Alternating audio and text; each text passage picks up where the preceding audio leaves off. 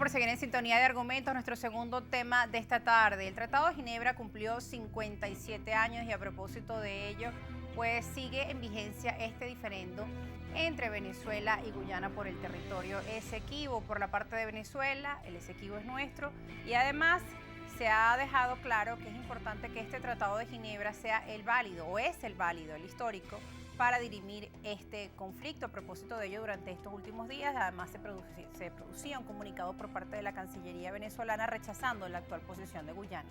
El internacionalista Rajín Morillo nos acompaña esta tarde para explicar en contexto la importancia de este tratado que cumplió 57 años, que implica para la negociación, para el estudio de este conflicto, para poder dirimir este largo conflicto entre Venezuela y Guyana por el territorio Esequibo. Bienvenido, Rajín, gracias por estar con nosotros. Muchas gracias, Rosa, por invitarme a tu programa Argumentos. Es la primera vez que vengo, me siento a gusto de estar aquí, gracias. que nos veamos nuevamente, pero bueno, en este nuevo programa. Sí, bueno, en primer lugar quiero hacer una mención.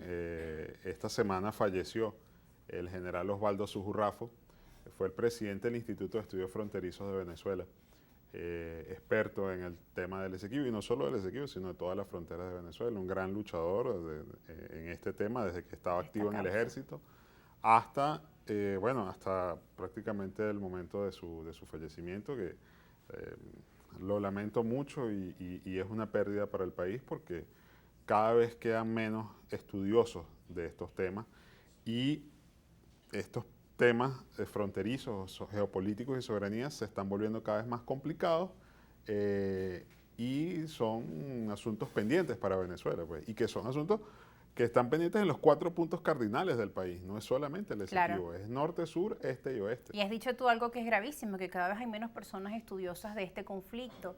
Pero bueno, la idea es nosotros poder llevar, denunciar, visibilizar qué está ocurriendo y que también cada vez más personas, más venezolanos se sumen pues a esta inquietud y saber además qué se puede hacer, cómo se encuentra ese proceso de diferencias entre Venezuela y Guyana. Pues han sido muchos los reclamos por parte de Venezuela en los últimos días sobre lo que está ocurriendo con Guyana y el territorio Esequibo. Sí, el pasado viernes se cumplieron un aniversario más de la firma del Acuerdo de Ginebra.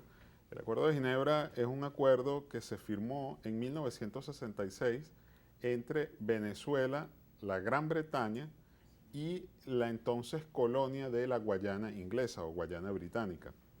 Ese es un acuerdo que es y fue un logro tremendo para la diplomacia venezolana, es uno de nuestros mayores logros. Para tener una idea de la importancia de ese acuerdo, hay que estar claros en que estuvimos a punto de que no se firmara nada. Y por un esfuerzo de negociación venezolana, de presión venezolana, los ingleses finalmente aceptaron, dieron el brazo a torcer y se firmó el acuerdo que, bueno, lo tengo aquí en un tríptico, está el acuerdo completo, este es el acuerdo explicado, comentado. Este lo pueden leer en el Google site o la página web del Movimiento Nacional Rescate del Esequibano y el Esequibo, MNARDEE, que ahí está este tríptico con el contenido del acuerdo y otro material informativo. Entonces, este acuerdo no lo tiene, por ejemplo, Argentina en su reclamación de las Malvinas, no lo tiene tampoco Guatemala en su reclamación a Belice, no lo tiene España en su reclamación a Gibraltar, y Venezuela sí lo logró. Sí lo logró en un contexto de la descolonización del mundo, las antiguas colonias, los imperios coloniales se estaban desmoronando y surgían países independientes. Guyana, la República Cooperativa de Guyana, es con quien, es la que hereda ese conflicto territorial fronterizo y de soberanía del Esequibo, y eso quedó legalizado por medio del Acuerdo de Ginebra. Claro, para llegar al Acuerdo de Ginebra pasaron muchos años, tuvo que hacerse muchos esfuerzos en muchas generaciones de venezolanos, prácticamente desde 1899, que fue el año fatídico en el que se dictó la sentencia arbitral en París, en el que perdimos el territorio Esequibo. Sí. Perdimos 159.000 kilómetros cuadrados, que ese tribunal más arbitrario que arbitral le entregó esas tierras a los ingleses. para agrandar esa colonia de la Guayana Inglesa, hoy Guyana.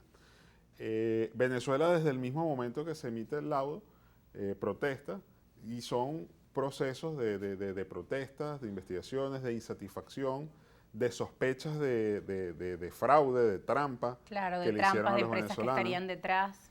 Sí, y eso fue un proceso largo hasta 1940. Bueno, fue un proceso que tuvo un punto importante en 1949, cuando se publicó el memorándum Mayet-Prevost, que era de un estadounidense que representó a Venezuela en 1899, ¿no? O sea, 50 años antes.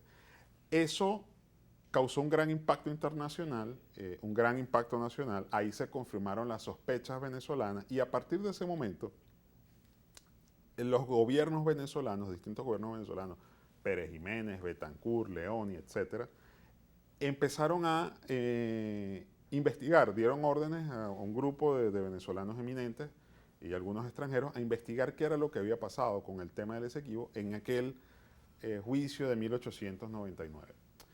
Eso nos llevó a que en el año 62, ya con la democracia del presidente Rómulo Betancur, el canciller venezolano Marco Falcón Briceño fuera a la Asamblea General de las Naciones Unidas y declarara mundialmente que Venezuela no reconocía el laudo arbitral de París, que es esa sentencia que nos arrebató el territorio Esequibo. Claro. A partir de ese momento, y hay que un detalle, el contexto del momento, ¿no? No solo es la descolonización, sino que también esas declaraciones del canciller Falcón Briceño fueron realizadas en un momento de extrema tensión mundial por la crisis de los misiles cubanos, una situación muy parecida a la que estamos... Un contexto geopolítico muy delicado. Muy delicado, y en una situación mundial que tiene sus parecidos con la actualidad, ¿no? Se habla de misiles atómicos como si se estuviéramos hablando de bombas de agua. Entonces, ¿qué pasó?